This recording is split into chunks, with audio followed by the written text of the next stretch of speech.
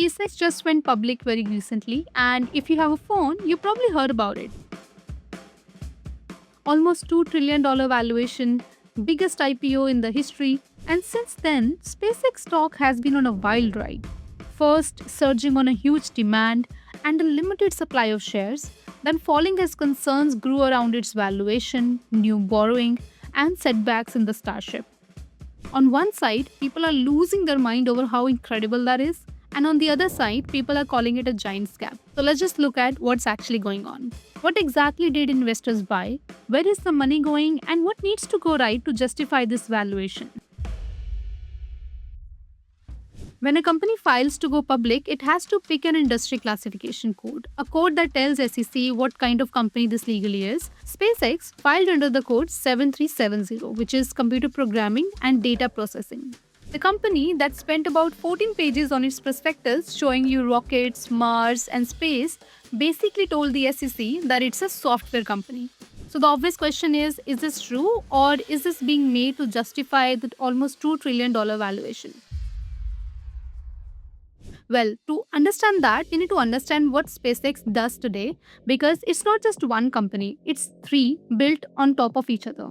The first company is the one that everybody knows: rockets. SpaceX cracked something that almost nobody believed was possible: landing and reusing orbital class rocket boosters. Since 2023, SpaceX has carried more than 80% of all the mass placed into the orbit worldwide, while maintaining a mission success rate of over 99% across roughly 650 orbital launches. In Q2 2026, SpaceX launch business generated about $960 million in revenues, up sharply from the first quarter, but still posted an operating loss of roughly $540 million, only slightly better than Q1. And a big part of that losses come from combined investment in Starship. That brings us to the second business called Starlink. Starlink is essentially internet connectivity through satellites. In 2019, SpaceX started launching its own satellites into the low Earth orbit. The idea was simple: use your own rockets to build your own internet network, a network that could reach anywhere on the planet. As of June 30th, 2026, Starlink has reached about 12 million subscribers, adding roughly 1.7 million in just 3 months. Starlink is already delivering profits to support it. In Q2 2026, Starlink generated about $4 billion in revenue, up from roughly $3 billion in Q1. Operating income also increased to about $1.5 billion, giving the business an operating margin of roughly 39%. If SpaceX was just Starlink, just this one company, it would be one of the most remarkable businesses built in the last decade. But in February 2026, SpaceX merged with xAI, the AI company that is behind Grok and Colossus data centers. So almost overnight, a third company appeared on its balance sheet, which includes X subscriptions and advertising, enterprise AI services, and large-scale compute infrastructure. The AI business tells a very different story. In Q2 2026, it generated about $2.5 billion in revenue, up from roughly $820 million in Q1. At the same time, its operating loss narrowed to about $1.3 billion from nearly $2.5 billion in the first quarter. So by the time SpaceX went public, it had three very different businesses: a launch business still investing for the future, a highly profitable connectivity business in Starlink, and an AI business focused on scaling as quickly as possible. So what is SpaceX actually worth? The gap between the answers is so wide that it's almost hard to believe that they are looking at the same company. And the latest results suggest that the growth itself isn't the main concern. In Q2 2026, SpaceX generated about $7.8 billion in revenue, up sharply from Q1, while its operating loss narrowed to roughly $140 million. Yet, the stock still fell after the results. What worried investors was the scale of the spending and whether those investments can actually produce returns large enough to justify them. Just days after its biggest IPO in the history, SpaceX was back in the market, this time raising about $25 billion through a bond offering. That was despite the company having just disclosed that it held more than $100 billion in cash. Naturally, that left investors asking one question: how much capital will SpaceX ultimately need to fund its ambitions? The second quarter results gave us the clearest answers so far. SpaceX invested about $10 billion in the first quarter, followed by another $18 billion in the second. Now, that took capital spending for the first half of 2026 to roughly $28 billion. For comparison, it spent about $7 billion in the first half of last year. In other words, capital spending has increased more than fourfold. The scale of investment is already clear, and the breakdown is even more revealing. The space business spent about $2 billion during the first half, largely as SpaceX accelerated research and development for Starship. Starlink and other broader connectivity business spent about $3 billion, mainly on satellites, network capacity, and customer infrastructure. But the largest investment by far was AI. SpaceX spent about $24 billion on the AI segment in the first half of the year, including roughly $16 billion in the second quarter alone. So the spending is not spread evenly across the company. Most of the capital is currently going into the AI infrastructure, while the Starship and Starlink remain the physical systems that support the wider strategy. So, what has to go right for SpaceX to turn all of this spending into real value? The answer comes down to three businesses and three very different tests. The first test is Starlink. Can it keep growing faster than the cost of expanding the network? Q2 also provided some early answers.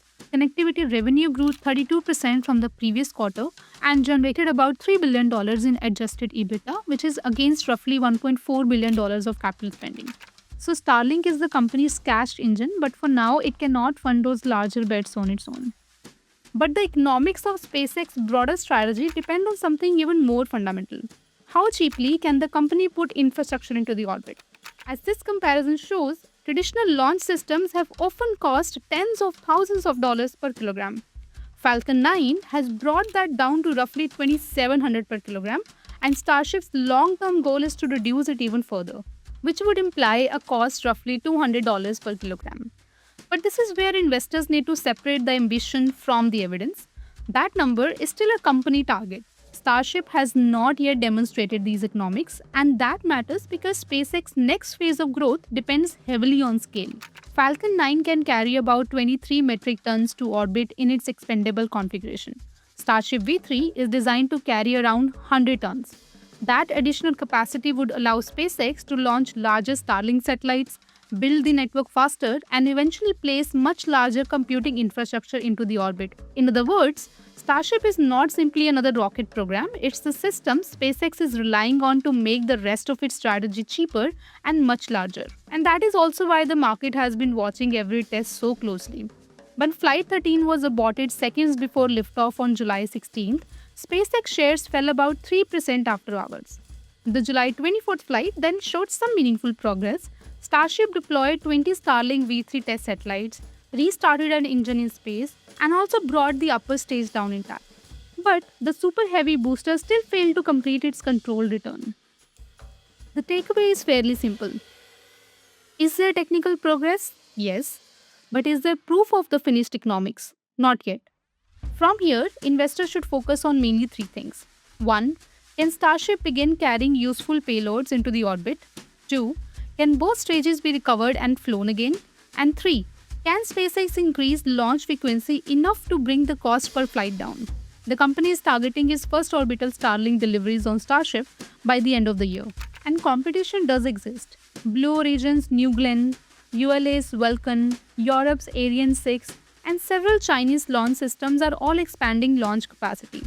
But SpaceX still has a significant first mover advantage. It has completed hundreds of orbital launches, routinely uses Falcon 9 boosters, and launches far more frequently than any other provider. The question isn't whether competitors launch rockets, they already do. The real question is whether they can match SpaceX's launch cadence, reliability, and economics. And that is exactly what Starship now has to preserve. Turning to AI, this is where the SpaceX story becomes much more ambitious and much more expensive. Here the test is whether enormous investments can eventually produce durable commercial demand. SpaceX is making two broad bets. First is on the AI products people eventually interact with, primarily Grok. Second is on the infrastructure required to train and operate those products at scale. And even that infrastructure bet has two parts. The data center SpaceX is building on Earth today and the orbital computing platform it hopes to build in the future. The AI model leaderboard doesn't stay still. Every few months, a new model drops and the ranking shifts. Training and operating advanced AI models require enormous amount of computing power, and building that capacity is extremely expensive. SpaceX is making that investment on Earth through Colossus, its large AI computing campus in Memphis. In May, Anthropic signed an agreement to use Colossus to support Claude, becoming one of the SpaceX's first major external compute customers. But Q2 gave investors more evidence of commercial demand than they had before. SpaceX signed cloud services agreement representing $14 billion in contracted sales. Now that is meaningful progress. The open question is whether those early contracts become durable and generate recurring demand. That provides an additional way for the company to generate revenue from the infrastructure it is already building. But the bigger question is whether that revenue can eventually justify the enormous investment required. On June 8th, just 4 days before the IPO, SpaceX unveiled something called AI-1, a satellite, not a communication satellite, a data center in orbit. SpaceX eventually envisions a network that could include as many as 1 million orbital data center satellites. But don't read too much into that. Filing an application is not same as getting approval or proving that idea can actually work. At this point, the orbital computing is better thought of as a long-term vision than a near-term business. The technology is still being developed, and many of the biggest engineering and economic challenges haven't been solved yet. So investors should not expect meaningful revenue from this anytime soon. For now, the real signs of progress will come from technical milestones. At first glance, SpaceX looks like three very different businesses, but financially they form one connected capital allocation story. Starship is meant to lower the cost of putting infrastructure into the orbit. Starlink turns that infrastructure into customers and cash flows, and AI opens up a much larger computing opportunity, first on Earth and then potentially one day in orbit. Strategically, the pieces fit together. But a strategy that fits together is not automatically a strategy that creates value, that still has to be proven. Behind all three is the same underlying question. Can SpaceX execute several enormous projects at once without its capital needs continuing to outrun the businesses supporting them? That is why the valuation debate remains so wide. Investors are not valuing the company SpaceX is today, they're valuing what all of this spending might allow it to become and the risk that getting there costs far more than expected. Now, what do you think? Does the thesis hold up, or is the valuation running ahead of its reality? Let me know in the comments, and thank you very much for watching.